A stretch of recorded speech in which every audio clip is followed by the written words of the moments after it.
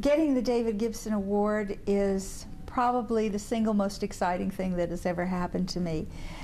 It was exciting to get the award, but it was exciting to get the award with David's name on it. David was not just someone I admired as a professional, as one of the best lawyers I ever had cases against, as a truly generous and decent human being, but he was a friend. He was a friend who could make me laugh like nobody else I've known before or since. He was one of the great raconteurs of the world. He could tell a story like nobody else I know. He would tell stories about experiences in court, and he would mimic the other attorney and the judge, and you'd just be falling off your chair laughing. He was just marvelous.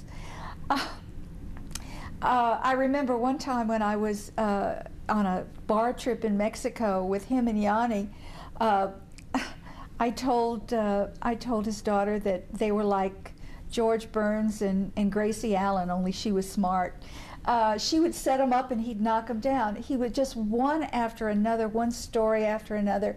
Just the world was fun when you were around David, because he had a zest for living and a joy about every day. I think maybe it had something to do with his health.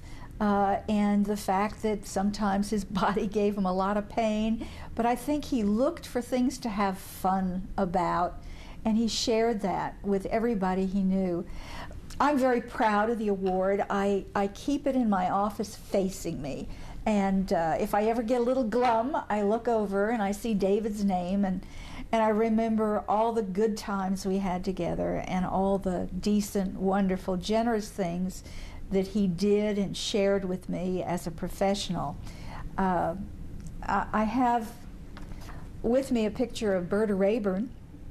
I bring it up because she was also very honored to be a recipient of the award, but also because Berta and I were in the same building, and some mornings I'd come in, we'd have coffee, and we'd both put our feet up on her desk, and we'd tell stories.